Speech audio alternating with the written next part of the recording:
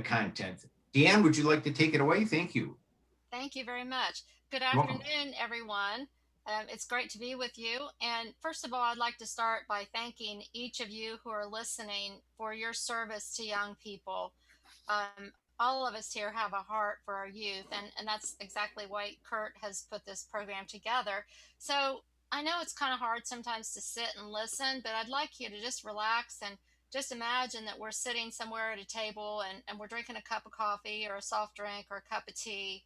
I just want to share some thoughts that I think may be helpful to you as you work with young people.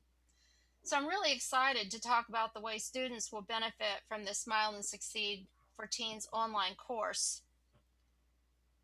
I will share the value of the book and the online program, but we'll also touch on how this material may be included in school improvement initiatives, title funds, closing the gap initiatives, and we have included some evidence-based strategies. So the content in Smile and Succeed for Teens may seem deceivingly simple, but the value in each model is literally life changing for students. The content incorporates creativity, commitment, collaboration, and communication. And all of these qualities promote the emotional and social well being of students and will provide college and career readiness, help prepare students for life, which is, of course, our ultimate goal in education. This year, I have worked through most of the Smile and Succeed content with 7th and 8th grade students. One of the most beautiful things about the content is it may be adapted to literally any subgroup of students, including students with disabilities, typical students, gifted students. And I've even had HR executives look at this material and they say that only a small percentage of even their adult applicants know these skills. And for many of us, the skills seem pretty straightforward, but we really can't assume that students have had the opportunity to learn these things. So it's a really great chance to have intentional learning time for social skills and job skills that these students will certainly need. So the online course is standalone ready. So you can rest assured that if you purchase this course, and I certainly hope that you do, because students, I promise you, will benefit, you could just use it exactly as it is. But in addition, I want to share some things that I have done um, in a brick and mortar situation where they have the material, but we are together. And actually, you could adapt a lot of these strategies to an online situation as well. So many of you are familiar with Marzano's evidence-based strategies. Many grants today require research-based material, and one of Marzano's strategies is the use of non-linguistic representations. So in this case, students would draw or label content, which actually results in about a 27% gain in student achievement. So, creating illustrations about the SMILE content activates students' ability to make it their own. Students write down their interpretation of the content, draw and label or illustrate their takeaways, and every student handles it a little bit differently. For example, if you see the one, what does it look like to be on time?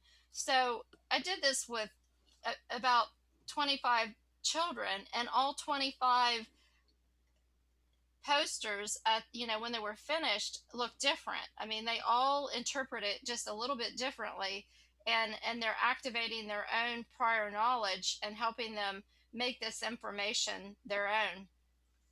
So for instance, I will ask the students to have a blank piece of paper, whether they're online or whether, because I've done it both ways, or whether they are sitting there in the classroom with me. So we'll be discussing it. I will be sharing information. We'll just basically be having a group conversation. And there are no discipline problems because they are so interested and so engaged. So then they know at the end of the lesson, they need to have some sort of a note page representing their interpretation of the material.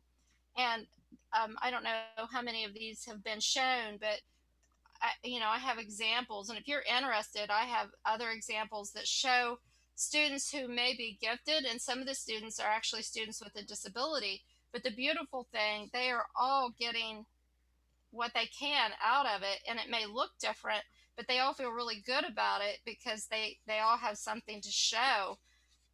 The students tell me they really enjoy the Smile and Succeed for Teens program because it's so different than any of the other classes that they attend or participate in.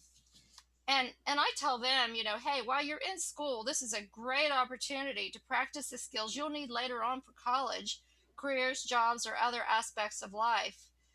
I've explained to them that these emotional quotient skills are just as important as their academic ability. So we've talked a lot about self motivation. And at the close of one of the lessons, one of the seventh grade boys raised his hand and said, "Okay, so basically we need to be more proactive in putting the Smile and Succeed principles into our lives." And I said, "Yes, you definitely you get it." So, could you switch back to the other? Yeah, that one. So this young lady, they did these in about a 20-minute period. I mean, so you can tell they were booking it while we were talking. They were writing. They did have access to the material, so they could look up words or spelling. But they were drawing. No one suggested these. These are just things that they came up with, which I think are pretty incredible. So this young lady completed it at school, but then I was back in her classroom about 2 weeks later, and she had taken it home and just colored it, which I thought that showed me how important she thought it was that she wanted to bring it back. So then another research based way of students achieving is when their work is displayed. So I actually emailed this to the principal. He put it out in the school newsletter, and that was pretty awesome. And students definitely like for people to see what they've done, and if people know that they are see that they're interacting. Of course, parents were super happy. It was a great PR moment for the school, and parents are just so thrilled because they see that the school is going that extra mile to help prepare students for for careers and for life. So one of the best things I do like, and I want to reiterate, is that this material can be adapted to any student's academic level. So just because it's simple doesn't mean that it can't. Students can branch out, they can go deeper. um, when they have an open-ended product like those you've seen on this paper, they can take it as far as they can. And it's amazing. A lot of the students with disabilities who struggle just have done amazing with this because it's so engaging and they're so interested in it because they understand, and they even call it, this is like real life situations. So I just want to thank you for joining us today. And again, if there's any way that we can help you, we will be more than happy to. I will be glad to have a phone conversation with you because, you know, one thing I've told Kurt, and I've told other people, every child in the country or even in the world would benefit from this information. So we want to get it out there to as many kids as we can because we believe it'll help our society. So thank you so much.